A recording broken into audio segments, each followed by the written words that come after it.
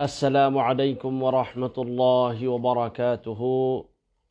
الحمد لله وكفى وسلام على عباده الذين اصطفى. أما بعد فأعوذ بالله من الشيطان الرجيم. فمن كان يرجو لقاء ربه فليعمل عملا صالحا ولا يشرك بعبادة ربه أحدا. اللهم صل على محمد وعلى آل محمد كما صليت على إبراهيم وعلى آل إبراهيم إنك حميد مجيد. اللهم بارك على محمد وعلى آل محمد كما باركت على إبراهيم وعلى آل إبراهيم إنك حميد مجيد.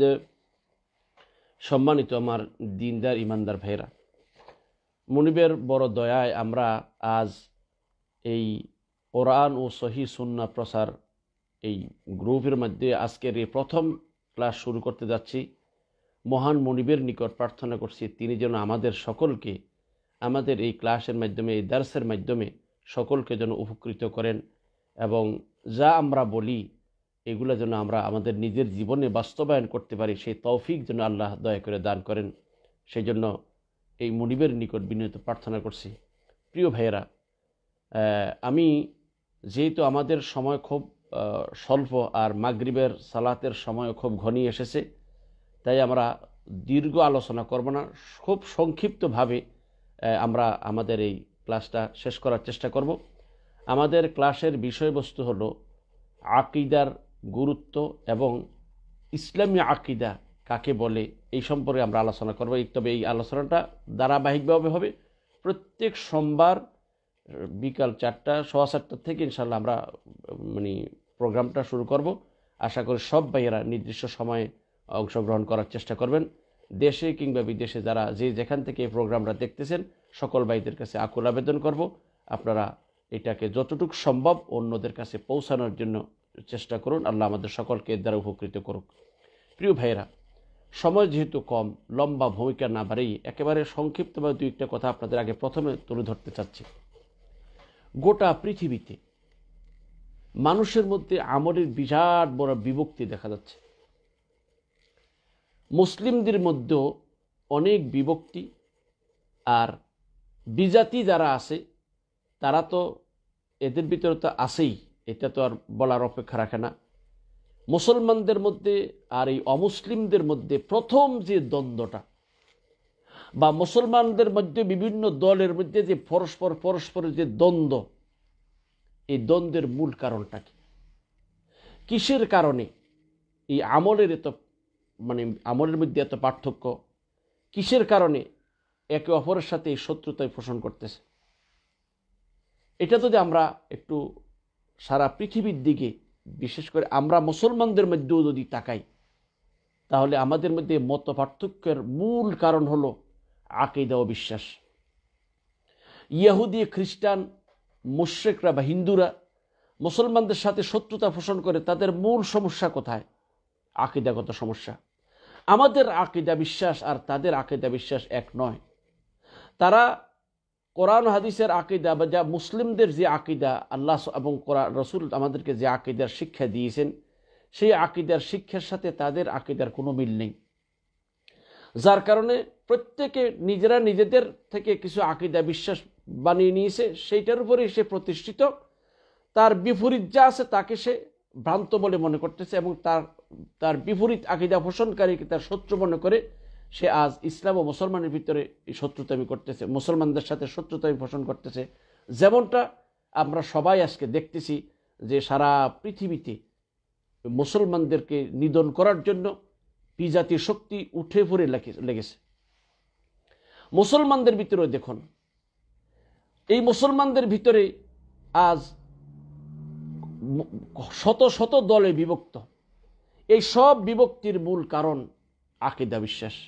তাই আমি আপনি সকালকে আজকে থেকে যে বিষয়টা আলোচনা করতে চাচ্ছি সেটা হলো যে আমাদের মুসলমানদের জানা দরকার আমি মুসলমান হিসাবে আমার আকীদা বিশ্বাসটা কি হবে, আমি আমার মুসলমান হিসাবে মুসলমান ধর্ম হিসাবে আমার মানে আকীদা বিশ্বাস আমার আন্তরিক যে বিশ্বাসটা কেমন হওয়া দরকার। আর এই আকীদা বিশ্বাসটা কোরআন ও সহিহ সুন্নাহর আলোকেই হবে। তার বাহিরে আমার দাদা বলেছে, দাদি বলেছে, নানির কাছ থেকে শুনে যে সমস্ত কথাবার্তা আমরা শুনতাম এগুলো ইসলামী আকীদার ভিতরে নয়। তাই আসুন, এই আকীদা শুদ্ধ না হলে আমাদের আমল শুদ্ধ হবে না। তাই আকীদা সম্পর্কে জ্ঞান অর্জন করা এটা সবচাইতে জরুরি বিষয়। আপনার এই ওযুর মাসালা, সালাতের মাসালা, এই গোসলের মাসালা, অন্যান্য মাসাইল, রোজার মাসালা, হজের মাসালা শেখার পূর্বে আপনাকে আকীদাগত বিষয় সম্পর্কে জানা আপনার জন্য জরুরি। কারণ এই হজ, যাকাত, সদকা, খায়রাত, সালাত, নফল, তাহাজ্জুদ কিছুই আল্লাহর কাছে ততক্ষণ পর্যন্ত গ্রহণযোগ্য হবে না যতক্ষণ পর্যন্ত আপনার আকীদা বিশ্বাসটা শুদ্ধ না হবে। তাই আসুন আমরা অল্প সময়ের ভিতরে জেনে নেই আকীদা কাকে বলে। আকীদা শব্দটা দিলে আছে আলহামদুলিল্লাহ এখন আল্লাহ পাকের মেহেরবানিতে আমাদের দ্বীনী ভাইয়েরা এই ব্যাপারে বহু আলোচনা অনেকে করেছেন। আলহামদুলিল্লাহ ইউটিউব সার্চ করলে অনেক প্রোগ্রাম, আমরা অনেক দার্স, অনেক বয়ান আমরা এই ব্যাপারে শুনতে পাই। তারপরেও আমরা স্মরণ করাই দেওয়ার জন্য আবার বলছি, আকীদা শব্দটা আরবি শব্দ, এটা আমরা জানি। আর এটা আকদুন শব্দ, তার ওকাদুন যেটাকে বলে আকদুন বা অকদন, এই শব্দটা এই থেকেই নেওয়া হয়েছে। তার মূল ধাতু যেটা আকদুর শব্দ থেকে, তার হচ্ছে আকীদা। আকদুর শব্দর মানে কি? যেটাকে আমরা গিরা লাগানো অথবা মজবুত করে বাঁধা বা সুদৃঢ় করা, এটা এই সকল অর্থে ব্যবহার হয়। তাহলে এটা এক অর্থ যে এটার আবিধানিক অর্থে গিরা লাগানো বা মজবুত করে বাঁধা এবং সুদৃঢ় করা, এই অর্থে আকীদা ব্যবহার হয়। এছাড়া আকীদার আরেকটা অর্থ ধর্মবিশ্বাস, অর্থাৎ আমরা যে এই আকীদা বলতে যে এটার ওর আকীদা খারাপ, তার মানে ধর্মবিশ্বাস, যেটা একজন ধর্মীয় লোক হিসেবে, মুসলমান হিসেবে আমাদের আকীদা বিশ্বাসটা যেমন হওয়ার কথা, এই আকীদাটা ধর্মীয় যে বিশ্বাসগুলো আছে সেই বিশ্বাসকে আকীদা বলা হয়। এটা তার বহু বচন আকাইদ, অর্থাৎ মানুষ ধর্মবিশ্বাস হিসেবে হৃদয়ের গহীনে যা ধারণ করে তাকেই আকীদা বলে। আবারও বলছি, ধর্মবিশ্বাস হিসাবে মানুষ তার হৃদয়ের গহীনে, হৃদয়ের গভীরতা যে বিষয়গুলা বিশ্বাস গ্রহণ করে, যে ধারণা রাখে, যে ধারণা পোষণ করে, এগুলাকেই আকীদা বলা হয়। অথবা এটাকে আরো একটু বিশ্লেষণ করে আমরা বলি, অর্থাৎ আকীদা হলো মানুষের অন্তরের সে দৃঢ় বিশ্বাস যার প্রতি তার অন্তরে একটা শক্ত বন্ধন সৃষ্টি হয় এবং তাতে কোনো প্রকারের সন্দেহ সংশয়ের অবকাশ থাকে না। এটা যদি আমরা ক্লিয়ার করে বুঝি তাহলে আরো একটু ক্লিয়ার হয়ে যাবে। অর্থাৎ আকীদা হলো মানুষের অন্তরের সে দৃঢ় বিশ্বাসকে আকীদা বলা হয় যার প্রতি তার অন্তরে একটা শক্ত বন্ধন সৃষ্টি হয়, মানে অন্তর থেকে এটা একটা দৃঢ় বিশ্বাস হয়ে গেছে, আর এর মধ্যে কোনো প্রকারের সন্দেহ এবং সংশয়ের অবকাশ থাকে না, এটাই আকীদা বলা হয়। ইসলামের শরীয়তের পরিভাষায় আকীদা, উলামায়ে কেরামগণ আকীদার সংজ্ঞা দিয়েছেন যে আল আকীদা হিয়াল ঈমানুল জাযিমু বিল্লাহি ওয়া মালাইকাতিহি ওয়া কুতুবিহি ওয়া রুসুলিহি ওয়াল ইয়াউমিল আখির ওয়াল কদরি খাইরিহি ওয়া শাররিহি ওয়া বিকুল্লি মা জাআ ফিল কুরআনিল কারীম ওয়াস সুন্নাহ সাহিহা মিন উসুলিদ দ্বীন। উলামায়ে কেরাম, মুহাক্কিকিন উলামায়ে কেরামগণ এই সহিহ আকীদার মানে ব্যাখ্যা বা সংজ্ঞা দিয়েছেন যে মহান আল্লাহ সুবহানাহু ওয়া তাআলা তার জাত এবং ফেরেশতাকুল এবং কিতাবসমূহ এবং রাসূলগণ, ফরকান এবং তাকদীরের ভালোমন্দ সহ কোরআন ও সহিহ হাদিসে উল্লেখিত দ্বীনের সকল মৌলিক বিষয়ের উপরে অন্তরের সুদৃঢ় বিশ্বাস রাখার নাম বা সুদৃঢ় বিশ্বাস, বিশুদ্ধ বিশ্বাসের নাম আকীদা। আবারও বলি, আল্লাহ সুবহানাহু ওয়া তাআলা তার সত্তা এবং ফেরেশতাগণ, আসমানি কিতাবসমূহ, রাসূলগণ এবং ফরকান ও তাকদীরের ভালো মন্দ সহ কোরআনুল কারীমে এবং সহিহ হাদিসে দ্বীনের মৌলিক বিষয়ের প্রতি অন্তরের সুদৃঢ় মজবুত ও বিশুদ্ধ বিশ্বাসের নাম আকীদা। এটা রিসালাত শেখ মোহাম্মদ ইব্রাহিম ফিল আকীদা এই কিতাবের এরকমের ব্যাখ্যা তিনি করেছেন। তার মানে হলো আপনি এই যেটা আমরা সাথে আল্লাহর ব্যাপারে, রসুলগণের ব্যাপারে, ফেরেশতাদের ব্যাপারে, আসমানি কিতাবসমূহের ব্যাপারে এবং পরকালের ব্যাপারে, ভাগ্যের তাকদীরের ভালো ও মন্দের ব্যাপারে কোরআন ও সহিহ সুন্নায় যেমন বিশ্বাসের কথা বর্ণনা হয়েছে হুবহু সেই বিশ্বাস পোষণ করার নাম বিশুদ্ধ আকীদা। তাহলে আমরা এতটুকু বুঝলাম যে আমরা মুসলমান হিসাবে আমাদের আকীদা হবে কোরআন এবং সহিহ সুন্নাহর মধ্যে যেসব বর্ণনা হয়েছে এইগুলোই আমাদের আকীদা বিশ্বাস হবে। কোরআন এবং সহিহ সুন্নাহ যে বিষয়টি যেভাবে বর্ণনা করা হয়েছে সেভাবেই আমাদেরকে বিশ্বাস করতে হবে। এর মধ্যে কোনো রকমের ব্যক্তি বিশেষের কোনো মতের কোনো দখল থাকবে না। এটা হলো যে ইসলামী আকীদার বিষয়। এবার আমাদেরকে যে জিনিসটা জানা দরকার যে ইসলামী আকীদা এর গুরুত্ব শরীয়তে এত বেশি কেন, মানব জীবনে আকীদার গুরুত্ব এত বেশি কেন? প্রিয় ভাইরা, আসলে দেখুন, একটা জিনিস বুঝার আগে আপনি একটা সহজ একটা উদাহরণ বোঝেন যে এই পৃথিবীতে আমরা যারা ঘর বাড়ি বানাই বা এই বড় বড় বিশাল বিল্ডিংগুলো আমরা দেখি, আলিশান বিল্ডিং দেখতেছি, এই বিল্ডিংগুলোর কিছু বাহিরের দিক আছে, কিছু বিতর্কত দিক আছে। এই যে বিল্ডিংগুলো এত সুন্দর করে সাজিয়ে রাখছে, এই বিল্ডিংগুলো কিন্তু এমনি দাঁড়ায় না। এই বিল্ডিংগুলোকে মজবুত রাখার জন্য ভিতরে কতগুলো ফিলার আছে। এই ফিলারগুলো যদি মজবুত হয়, সুদৃঢ় হয়, তাহলে এই ফিলারগুলো যদি সুদৃঢ় হয়, মজবুত হয়, তাহলে বিল্ডিংটার গ্যারান্টি থাকবে, বিল্ডিংটা মজবুত হবে। আর যদি এই বিল্ডিং এই ফিলারগুলো যদি মজবুত না হয়, তাহলে অবশ্যই এই বিল্ডিংয়ের কোনো গ্যারান্টি নেই। যে কোনো মুহূর্তে আদনা ইয়ের ভিতরে বিল্ডিংটা মানে ভেঙে যেতে পারে, চুরমার হয়ে যেতে পারে। সেজন্য এই বিল্ডিংয়ের মজবুতি তখনই হবে যদি এই বিল্ডিংয়ের ফিলারগুলো যদি সুদৃঢ়ভাবে মজবুতের সাথে যদি এটা বানানো হয়, তাহলেই এই বিল্ডিংটা স্থায়িত্ব হবে, এই বিল্ডিং দীর্ঘদিন টিকবে। আর এই বিল্ডিংয়ের এই মৌলিক ফাউন্ডেশনটা যদি, এই মৌলিক ফিলারগুলো যদি মজবুত না হয়, তাহলে যে কোনো সময় এই সুন্দর বিল্ডিংটা পরে ধ্বংস, এর বিল্ডিংও ধ্বংস হবে, বিল্ডিংয়ের মধ্যে অবস্থান করা সব মানুষগুলো ধ্বংস হয়ে যাবে। এই জন্য এই বিষয়গুলো খুব জরুরি বিষয়। আকীদাও ঠিক তেমনি। ইসলাম একটা বিশাল বড় ইমারতের নাম। মনে করি একটা ইমারত মনে করুন, এই ইমারতের এই বিল্ডিংটার কিছু বাহ্যিক দিক আছে আর কিছু অভ্যন্তরীণ দিক আছে। অভ্যন্তরীণ দিক হলো আকীদা, বিশ্বাস, আর বাহ্যিক দিক হলো আমল। সেই হিসেবে আমরা বলতে পারি শরীয়ত ইসলামিয়া দুই ভাগে বিভক্ত। একটা হলো যে তার অভ্যন্তরীণ বিষয়, যেগুলা ইতিকাদ আর বিশ্বাসের সাথে সম্পর্কিত, এগুলা মূল, এগুলা আহাম। এই ইতিকাদ আর বিশ্বাসগুলা, এই বিশ্বাসগুলা যার যেমন হবে তার আমলগুলো ঠিক তেমনি হবে। বিশ্বাস যার যেমন হবে তার আমল ঠিক তেমন হবে। এই জন্য এই আকীদার বিষয়টা খুব গুরুত্বপূর্ণ। আর আমলিয়াত যেগুলো আছে, যেমন সালাত, সিয়াম, তারপরে হজ, যাকাত, এগুলো হচ্ছে যে আমলিয়াত, এগুলো যে বাহ্যিক দিক।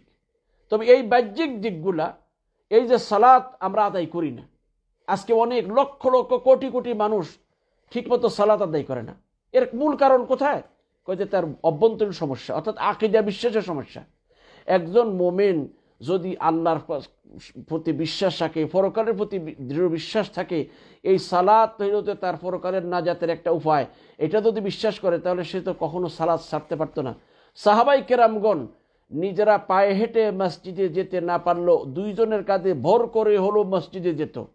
অথচ সেই সাহাবাই কেরামদের পরবর্তী আমরা সেই সাহাবাই কেরামদের পথে চলতেছি, আমরাও সেই মুসলমান, মসজিদের কাজ করে, মসজিদের রুমে থাকে, অথচ জুতাগুলা সালাতের আগ দিয়ে জুতাগুলা ভিতরে নিয়ে ভিতর থেকে তারা লাগে, মসজিদের ভিতরে শুয়ে থাকে, মসজিদে গিয়ে জামাতের সহিত সালাত আদায় করতেছে না। অথচ অনেক দূর থেকে এসে লোকেরা মসজিদে সালাত আদায় করতেছে। তাহলে এই যে লোকটা মসজিদে থেকেও সালাত আদায় করলো না, আর আরেকজন লোক কষ্ট করে দূর থেকে পায়ে হেঁটে এসে জামাতের সহিত সালাত আদায় করলো, এই দুজনের বেশ কম, কোথায় কয় আকীদা বিশ্বাসের বেশ কম। তার মানে হলো এই যেই লোকটা দূর থেকে এসেছে সে মনে করে যে আমার আল্লাহর সন্তুষ্টির জন্য সালাত হলো একটা, ইমানের পরে সালাত একটা গুরুত্বপূর্ণ বিষয়, এর ছাড়া আমি আল্লাহর সাথে সুসম্পর্ক কায়েম করতে পারবো না। তাই তিনি কষ্ট করে হলো জামাতে এসে সালাত আদায় করার চেষ্টা করেছেন।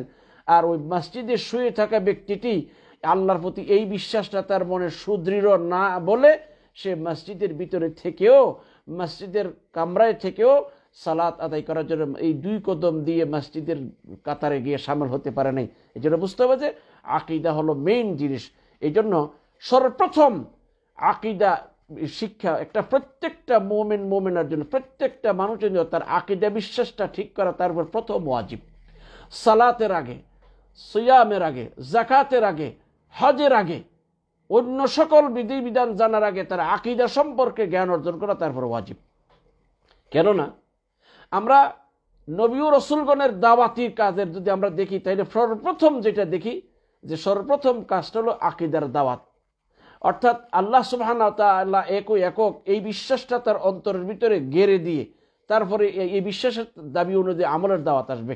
যেমন হযরতে মুআয ইবনে জাবাল রাদিয়াল্লাহু তাআলাকে যখন রাসূল সাল্লাল্লাহু আলাইহি ওয়াসাল্লাম ইয়ামানের গভর্নর করে পাঠাচ্ছিলেন, তখন কি বললেন যে হে মুআয, তুমি যাদের কাছে যাচ্ছ তারা আহলি কিতাব, অর্থাৎ ইহুদি, তাদের কাছে গিয়ে সর্বপ্রথম তুমি যে দাওয়াতটি দিয়ে ফালিয়াকুন আউয়ালু মা তাদউহুম ইলা আন ইউহিদুল্লাহ তাআলা, সর্বপ্রথম তাদেরকে দাওয়াত দিবে যে লা ইলাহা ইল্লাল্লাহ মুহাম্মাদুর রাসূল, এই কালিমার দিকে দাওয়াত দিবে। তারা যদি ফাইযা আরাফু যালিক ফাআখবিরহুম আন্নাল্লাহ ফারাদা আলাইহিম 5 সালাওয়াত, যদি তারা এই দাওয়াত মেনে নেয়, এই দাওয়াত কবুল করে, তাহলে তুমি তাদেরকে কথা খবর দাও যে আল্লাহ সুবহানাহু ওয়া তাআলা তাদের উপরে 5 ওয়াক্ত সালাত ফরজ করেছেন। এরপরে এইভাবে শরীয়তের বিধানগুলো করতে পারছেন। তাহলে সর্বপ্রথম যে কাজটির দাওয়াত দেওয়ার জন্য আল্লাহ রাসূল মুআয ইবনে জাবালকে নির্দেশ দিলেন সেটা হলো আকীদা বিশ্বাস। কারণ মানুষের অন্তরের ভিতরে আল্লাহ তাআলা ব্যতীত আরো যে বহু উপাস্যের বিশ্বাস রয়েছে, অমুকেও আমার উপকার করতে পারে, অমুক বস্তু আমার উপকার করতে পারে, অমুকের ও পূজার উপযুক্ত, এই যে বিশ্বাসগুলা মানুষের ভিতরে গেড়ে আছে, এই সব বাতিল বিশ্বাসকে দূর করে এক আল্লাহ, আল্লাহ ওয়াহদানিয়ত, আল্লাহ সুবহানাহু একই একক, সেই বিশ্বাসটাকে তার মনের ভিতরে সুদৃঢ় করেই তারপর অন্য সকল বিধানগুলা নাজিল হয়েছে। এইভাবে দেখুন সারা পৃথিবীর সমস্ত নবী ও রাসূলগণের দাওয়াতের মূল দেখুন, সব নবী ও রাসূলগণ সর্বপ্রথম তার জাতিকে সালাতের দাওয়াত আগে দেন নাই, সিয়ামের দাওয়াত দেন নাই, আগে দিয়েছেন ইমানের দাওয়াত, আকীদা বিশ্বাসের দাওয়াত।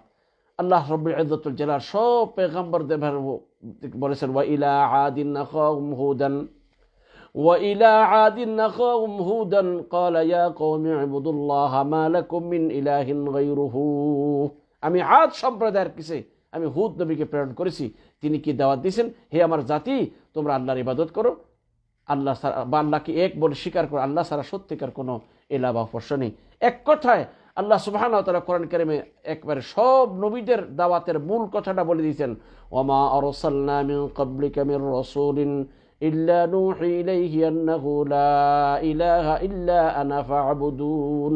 হে নবী, আপনার পূর্বে আমি যত নবী ও রাসূলগণ প্রেরণ করেছি, প্রত্যেক নবী ও রাসূলের নিকটে এই ওহী প্রেরণ করেছি যে আমি ছাড়া সত্যিকার কোনো ইলাহ বা উপাস্য নেই, অতএব তোমরা আমার ইবাদত করো। তার মানে হলো সব নবী ও রাসূলগণ সর্বপ্রথম এক আল্লাহর ইবাদত উপাসনা করার দাওয়াত দিয়েছেন এবং সব বহুমাত্রিক যে উপাস্য আছে এগুলারে বর্জন করার নির্দেশ দিয়েছেন। তাহলে সর্বপ্রথম দাওয়াত হলো যে নবী ও রাসূলগণের প্রথম দাওয়াত হলো আকীদা বিশ্বাসের দাওয়াত। কারণ আকীদা বিশ্বাস ঠিক করা ব্যতীত অন্য কোনো ইবাদত আল্লাহর কাছে গ্রহণযোগ্য হবে না। তাছাড়া বান্দার সকল ইবাদত কবুল হওয়া না হওয়াটা বিশুদ্ধ আকীদার উপর নির্ভর করে। আকীদা যদি শুদ্ধ না হয়, আপনি যত ইবাদত করুন না কেন, কোনো ইবাদতেই আল্লাহর কাছে গ্রহণযোগ্য হবে না।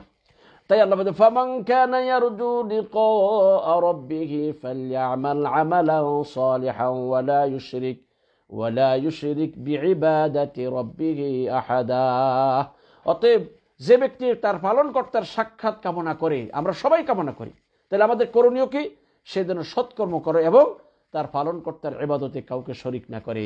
তাইলে আল্লাহ সুবহানাহু আমাদের নির্দেশ দিয়েছে যেই যাহারা আল্লাহর সাক্ষাৎ লাভের আশা করে, সাক্ষাৎ কামনা করতে কামনা করে, আল্লাহর সাথে সাক্ষাৎ করার আশা পোষণ করে, তার জন্য উচিত সে যেন একনিষ্ঠভাবে আল্লাহর ইবাদত করে আল্লাহর ইবাদতের মধ্যে যেন কাউকে শরিক না করে, অর্থাৎ বিশুদ্ধ আকীদার উপরে সেই জন্য ইবাদত করে। আর এই বিশুদ্ধ আকীদা যদি বিশুদ্ধ না হয়, ইবাদত বাতিল হয়ে যাবে। আল্লাহ বলেছেন ওয়ালাকাদ উহিয়া ইলাইকা ওয়া ইলাল লাযীনা মিন ক্বাবলিকা লাইন আশরাকতা লায়াহবাতান্না আমালুকা ওয়া লাতাকুনান্না মিনাল খাসিরিন। আল্লাহ পাক আল্লাহর হাবিব মুহাম্মদ রাসূলুল্লাহ সাল্লাল্লাহু আলাইহি ওয়াসাল্লামকে লক্ষ্য করে বলেছেন, নবী আপনার প্রতি এবং আপনার পূর্ববর্তী সকল নবীদের প্রতি এই প্রত্যাদেশ হয়েছে, অর্থাৎ এই নির্দেশ আমি দিয়েছি যে আল্লাহ তাআলা যদি আল্লাহ পাক বলেছেন যে লাইন আশরাকতা লায়াহবাতান্না আমালুক, যদি আপনি আল্লাহর সাথে শরীক সাব্যস্ত করেন তাহলে আপনার সব কর্ম নিষ্ফল হয়ে যাবে, সমস্ত আমল বাতিল হয়ে যাবে, আর আপনি ক্ষতিগ্রস্তদের অন্তর্ভুক্ত হয়ে যাবেন। তাহলে এর দ্বারা এটা স্পষ্ট বোঝা গেল যে আকীদা শুদ্ধ না হলে আমল আল্লাহর কাছে গ্রহণযোগ্য হবে না। আপনি যত আমলই করেন না কেন সব আমল নষ্ট। ওয়াকাদিমনা ইলা মা আমিলু মিন আমালিন ফাজআলনাহু হাবাআম মানসুরা। এই আয়াতের মানে হলো যে কিয়ামতের ময়দানে এই শিরকের কারণে তার সারা জীবনের সব আমলগুলা ধুলা মিশ্রিত হয়ে যাবে, দুনিশ্বাত হয়ে যাবে। তার বোঝা গেল মানুষের আকীদা বিশ্বাস যদি সঠিক না হয় আমল আল্লাহর কাছে কবুল হবে না। আমল কবুল হওয়ার পূর্ব শর্ত হলো আকীদা বিশ্বাসটা সহি হতে হবে। চতুর্থ নম্বর হলো এই ইসলামী আকীদা যদি বান্দার শুদ্ধ হয় তখন এই সঠিক আকীদায় মানুষকে মানে আমলের প্রতি উদ্বুদ্ধ করে। এই যে দেখুন সাহাবায়ে কেরামগণ বা পরবর্তী যে লোকগুলো যারা ছিল তাদের আকীদা বিশ্বাস মজবুত থাকার কারণে তারা দ্বীনের জন্য এরা কি পরিমাণের ত্যাগ স্বীকার করতে পেরেছে। আজকে আমরা কেন পারতেছি না? আমরাও তো মুসলমান, আমার ইমান আমাকে আজান হওয়ার পরে গড় থেকে মসজিদ পর্যন্ত নিতে পারে না, অথচ তারা কত হিজরত পর্যন্ত করেছে। আমাদের তো আল্লাহ না করে এখন আমাদের যে ইমানের যে অবস্থা, আমাদের আকীদা বিশ্বাসের যে অবস্থা, এই অবস্থায় আমাদের হিজরত করতে বলবেন আমরা যে কয়েকজন লোক সতে টিকবো আল্লাহ ভালো জানে। দেখুন এই আকীদা বিশ্বাসকে টিকানোর জন্য এরা এই যে নিজের বাড়ি ঘর পরিবার পরিজন মানে বা তাদের ধন সম্পদ যায় যে যার যা ছিল সব রেখে হিজরত পর্যন্ত করেছে, এত ত্যাগ তিতিক্ষা স্বীকার করেছে, এত নির্যাতন সহ্য করেছে, শুধুমাত্র আকীদা বিশ্বাস মজবুত হওয়ার কারণে পরকালের শান্তি পরকালের মুক্তির আশায় দুনিয়ার এই ক্ষণস্থায়ী জীবনের সকল অশান্তি সকল দুঃখ কষ্টকে তারা সহজে মেনে নিতে পেরেছে।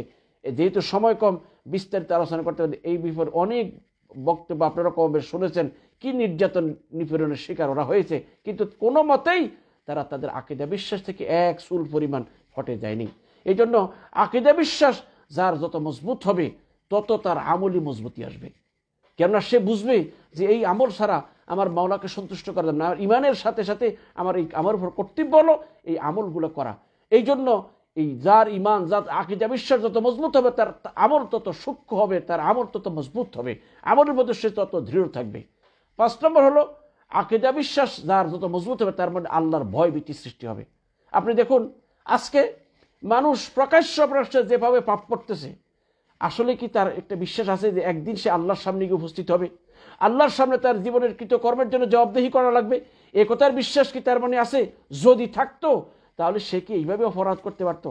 আজকে যে খুন খারাপি হত্যা দর্শন জেনা বেবিচার যেভাবে হচ্ছে, অথচ আপনারা চিন্তা করে দেখেন তো রাসূলুল্লাহ সাল্লাল্লাহু আলাইহি ওয়াসাল্লামের জামানায় এখনকার মতো এই রকমের মোটা এরকম মজবুত দেয়াল ছিল না, এত লোহার গেট ছিল না, এত মজবুত তালা ছিল না, এত তা সত্ত্বেও সেই যুগে মানুষ ক্ষুধায় রাস্তায় বেহুশ হয়ে পড়ে যেত।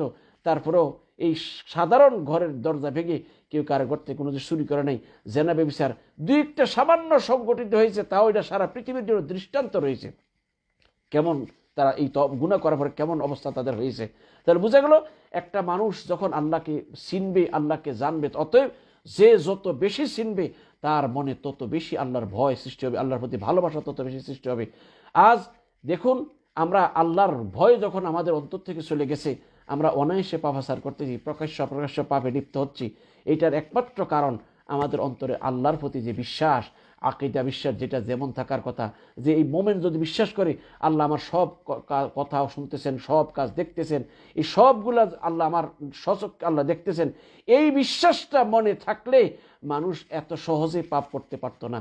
কিন্তু এই বিশ্বাসটা আমাদের দুর্বল হওয়ার কারণেই আমরা এই পাপে লিপ্ত হচ্ছি। তাহলে আকীদা বিশ্বাস যদি মজবুত হয় মানুষ তত তার আল্লাহর ভয়ভীতি তার মনে সৃষ্টি হবে। 6 নম্বরে তার মানে পাপ আসার কমে যাবে, কারণ বয়স যত বাড়বে পাপ তত কমে যাবে। আজকে পাপ বেশি হওয়ার কারণটা কি? আমাদের আকীদা বিশ্বাসটা।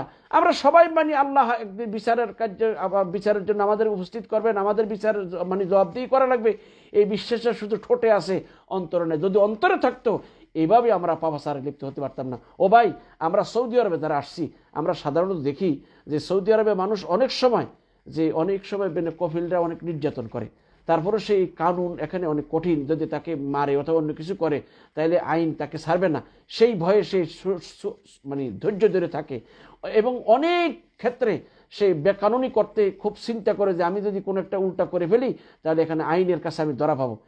এই বিশ্বাসটা থাকার কারণে এই দেশে তুলনামূলকভাবে আমাদের দেশে যে পরিমাণের অপরাধ হয় তার 1% ধরতে গেলে এই দেশে হয় না, খুন খারাপির দিক থেকে। কেন? এখানে আইনের প্রতি একটা শ্রদ্ধার বোধ আছে। এতটুকু বিশ্বাস যে আল্লাহর প্রতি আমাদের থাকতো যে আল্লাহ সুবহানাহু ওয়া তাআলা আমার এই সব পাপের জন্য কিয়ামতের দিন বিচার করবেন, আমাকে আল্লাহর সামনে বিচারের জন্য দণ্ডায়মান হতে হবে, এই বিশ্বাস থাকলে মানুষ পাপ এমনি ছেড়ে দিত। যেমনটা সেই সোনালী যুগের মানুষেরা আল্লাহর ভয় ভীতির কারণে পাপ কাজে লিপ্ত না। তাদের জীবনে সামান্য ছোটোখাটো পাপ, যদি অল্প স্বল্প কিছু হয়েছে, তাও তারা আল্লাহর কাছে কিভাবে ফরিয়াদ করেছে, কিভাবে কেঁদেছে। কিন্তু আমরা এত পাপ করার পরেও আল্লাহর কাছে তওবা করার প্রয়োজন মনে করি না। তার কারণ আমাদের অন্তরের আকীদা বিশ্বাসটা অত মজবুত না। 7 নম্বর হলো যে আকীদা বিশ্বাস মজবুত হলে মানুষ টেনশন পেরেশান থেকে মুক্ত হয়ে যায়। আজকে দেখুন, মানুষ বিপদে মুসিবত আসে, বিপদে মুসিবতে পতিত হয়। যারা আল্লাহকে বিশ্বাস করে, পরকালে বিশ্বাস করে, বিপদে মুসিবত তারা জানে এটা আমার জন্য হয়তো আল্লাহর পক্ষে পরীক্ষা, অথবা আমার গুনার কারণে হয়েছে, তখন সে গুনার কারণ হয়ে থাকলে সে আল্লাহর কাছে তওবা করে, আর যদি পরীক্ষা স্বরূপ হয়ে থাকে তাহলে আল্লাহর কাছে কান্নাকাটি করে। উভয় অবস্থাতেই আলহামদুলিল্লাহ আল্লাহ সুবহানাহু ওয়া তাআলা বান্দার এই বিপদ আপদ দূর করে দেন। তাই আপনি দেখুন, সারা পৃথিবীতে বিজাতিদের মধ্যে যে আত্মহত্যার যেই হিরিক চলে, এটা মুসলমানদের মধ্যে তুলনামূলক কম। কারণ মুসলমানরা বিশ্বাস করে আমার আল্লাহ আছে, এটা আল্লাহর পক্ষ থেকে আসছে, ধৈর্য ধারণ করে আল্লাহর কাছে কান্নাকাটি করে, এতে করে তার দুঃখ দুর্দশা হালকা হয়, কমে যায়, দূরে সরে যায়। এই জন্য ইসলামী আকীদা যার যত মজবুত হবে তার মধ্যে তত দৃঢ় সুস্থতা তত বেশি হবে। আর আমরা অনেকে অল্পতে হাই হুতাশ করি, কারণ আমাদের ঈমান আকীদা, আমাদের এই বিশ্বাসটা দুর্বল। এই জন্য আকীদা বিশ্বাসের জ্ঞান আমাদের যত মজবুত, আকীদা বিশ্বাস সম্পর্কে আমাদের জানা জরুরি। কারণ যত আকীদা বিশ্বাস মজবুত হবে তত আমার আমি ব্যক্তিত্ববান মানুষ হতে পারবো, আমার মধ্যে দায়িত্ববোধ হবে, আমার মধ্যে এই চিন্তা পেরেশানি, অল্প বালা মুসিবতের মধ্যে আমার মধ্যে পেরেশানি আসবে না। 8 নম্বর হলো যে আকীদা বিশ্বাস যদি মজবুত হয় তাহলে মানুষের ভিতরে ইমানি আকীদা বিশ্বাস তার মুসলমানদের মধ্যে এই আমলের প্রতি তার উৎসাহ জাগায়। অর্থাৎ বান্দা যত তার ইমানের মধ্যে ইমান বৃদ্ধি করে আকীদা বিশ্বাসের কারণে তার মধ্যে আমলের জজবা সৃষ্টি হয়। কারণ আল্লাহ বলেন, মান আমিলা সালিহাম মিন যাকারিন আও উনসা ওয়া হুয়া মুমিন ফালানুহইয়ান্নাহু হায়াতান তাইয়্যিবাহ। আল্লাহ রাব্বুল ইজ্জত ওয়াল জালাল বলতেছেন, যে নরনারী, যে মোমেনা নরনারী কি করবে? নেক আমল করবে, আল্লাহ তাদেরকে পবিত্র জীবন দান করবেন, তার উত্তম প্রতিদান দান করবেন। তাহলে এই বিশ্বাস মানুষকে আমলের প্রতি উদ্বুদ্ধ করে। আজকে আমরা আমলের প্রতি দুর্বল হয়ে গেলাম কেন? আমাদের আকীদা বিশ্বাস দুর্বল হয়ে গেছে। সেই জন্য এই আকীদা বিশ্বাসটা খুব জরুরি। আকীদা বিশ্বাস যার যত মজবুত হবে, যার যত ক্লিয়ার হবে, তার আমল তত মজবুত হবে, আমল মধ্যে তত সুদৃঢ় থাকবে। ভাইরা আমার, এই রাতের বেলা যারা তাহাজ্জুদ আর সালাত আদায় করে, এই যে আশরাক পড়ে, সাস্ট পড়ে, তারপরে কোরআন কারীমের তেলাওয়াত করে, এই যে 5 ওয়াক্ত সালাত জামাতের সহিত আদায় করে, কখন এটা সুদৃঢ়ভাবে এই মজবুতের সাথে আদায় করতে পারে? কখন? যখন তার আকীদা বিশ্বাসটা মজবুত হবে যে আমি তাহাজ্জুদ সালাত আদায় করলে আমি আল্লাহ সন্তুষ্টি লাভ করতে পারবো, এই প্রতিদান আমি রাসূলের মাধ্যমে যে শুনছি সেটা আমি পাবো। এভাবে আমি যদি সাস্তের সালাত আদায় করি তাহলে এই সুরূপ পাবে, 5 ওয়াক্ত সালাত ঠিকমতো আদায় করে আমি এই পুরস্কার পাবো। এই বিশ্বাসটা তাকে সদা সর্বদা আমলের উপর উৎসাহিত করে এবং এর ফলে সেই আমলের উপর দৃঢ় থাকতে পারে। তাই এই বিশ্বাসটা খুব জরুরি বিষয়। তাই আকীদার জ্ঞান অর্জন করা আমাদের জন্য জরুরি। তারপরে বলবো যে আকীদা বিশ্বাস মজবুত হলে, আমাদের আকীদা বিশ্বাস যদি দৃঢ় হয়, আল্লাহর পক্ষ থেকে খায়র ও বরকত আসবে। আল্লাহ বলে, ওয়ালাউ আন্না আহলাল কুরা আমানু ওয়াত্তাকাউ লাফাতাহনা আলাইহিম বারাকাতিম মিনাস সামাই ওয়াল আরদ এই জনপদবাসী যদি আল্লাহর প্রতি ঈমান আনতো এবং তাকে অবলম্বন করতো, আল্লাহ পাক বলেন আমি অবশ্যই আসমান আর জমিনের বরকতের দরজাগুলো খুলে দিতাম। তাহলে এদের বোঝা গেল যে এই জমিনে বরকত তখনই আসবে বান্দা যখন ঈমান আনবে, বান্দার যখন আকীদা বিশ্বাস মজবুত হবে এবং তাকে অবলম্বন করবে, তাহলে আল্লাহর পক্ষ থেকে খায়র ও বরকত নাজিল হবে। সেই জন্য এটা বোঝা গেল আকীদা বিশ্বাস একটি গুরুত্বপূর্ণ বিষয়। তারপরে সর্বশেষ যেটা বলবো, এই আকীদা বিশ্বাস, যার আকীদা যত মজবুত হবে তার চরিত্র তত ভালো হবে। এই পৃথিবীতে সর্বশ্রেষ্ঠ আকীদা বিশ্বাসের অধিকারী নবী ও রসুলগণ। তাই নবী রসুলগণ এদের বিশ্বাস সবচেয়ে বেশি মজবুত। তাই যে নবী যেই যুগে এসেছে সেই নবীর চেয়ে সুন্দর চরিত্রের মানুষ আর পৃথিবীতে ছিল না। অতএব আম্বিয়া কেরামগণ সর্বোত্তম চরিত্র অধিকারী। আর আমাদের প্রিয় নবী মুহাম্মদ রাসূলুল্লাহ সাল্লাল্লাহু আলাইহি ওয়াসাল্লাম সর্বযুগের সর্বকালের সর্বশ্রেষ্ঠ মানব, মহামানব। আর চরিত্রের দিক থেকেও তিনি সর্বশ্রেষ্ঠ চরিত্র অধিকারী। এই জন্য আল্লাহ রাসূল বলেছেন আকমালুল মুমিনিনা ঈমানান আহসানুহুম খুলুকা। তোমাদের ওই ব্যক্তিটাই সবচেয়ে পরিপূর্ণ ইমানদার যার চরিত্রটা ভালো হবে। ঈমান আর আকীদা যদি মজবুত হয় তার চরিত্র ভালো হবে। এই জন্য ভাইরা আমার, বন্ধুরা আমার, আসুন আমরা এই আকীদা বিশ্বাস সম্পর্কে আমরা সঠিক জ্ঞান অর্জন করি এবং সেই কোরআন ও সহিহ সুন্নাহ অনুযায়ী আমরা মুসলিমদের যে আকীদা বিশ্বাস হওয়া দরকার সেই আকীদা বিশ্বাসকে আমরা ধারণ করার চেষ্টা করি। তাহলে ইনশাআল্লাহ দুনিয়ার জীবনের শান্তি, আখিরাতের মুক্তি আমাদের নসিব হবে। আল্লাহ আমাদের সকলকে এই কথাগুলো বোঝার এবং সেই অনুযায়ী আমল করার তৌফিক দান করুন। এই বলে আমি আজকের এই সংক্ষিপ্ত ক্লাস এখানে শেষ করলাম। আল্লাহ যেন আমাদের এই কথাগুলো বোঝার এবং সেই অনুযায়ী আমল করার তৌফিক দান করেন। আগামী সোমবার মানে সৌদি আরবের সময় 4:15 বা 4:10, 10 থেকে 15 মিনিটের ভিতরে আমাদের এই ক্লাসটা শুরু হবে। আল্লাহ যেন আমাদেরকে কবুল করেন এবং এর থেকে যেন ওই সকল কথাগুলো বলা এবং শোনার তৌফিক দান করেন যেগুলো আমাদের ইহকাল ও পরকালে কল্যাণ বয়ে আনবে। আমি আর দেরি করতে চাচ্ছি না। যদি কোনো ভাইয়ের কোনো প্রশ্ন থাকে, দুই একটা প্রশ্ন করতে পারেন। যেহেতু সন্ধ্যা ঘনিয়ে আসতে হয়তো বা আপনাদের যারা দূরে আছেন কোনো কোনো এলাকাতে তো সালাতের সময় হয়ে গেছে, তো আমি আর আজকে দেরি করতেছি না। ইনশাআল্লাহ আগামী সোমবারে আবার দেখা হবে। এই বলে আজকের এই প্রোগ্রাম এখানে শেষ করে যাচ্ছি। ওয়া আখিরু দাওয়ানা আনিল হামদুলিল্লাহি রাব্বিল আলামিন। আসসালামু আলাইকুম ওয়া রাহমাতুল্লাহি ওয়া বারাকাতুহু।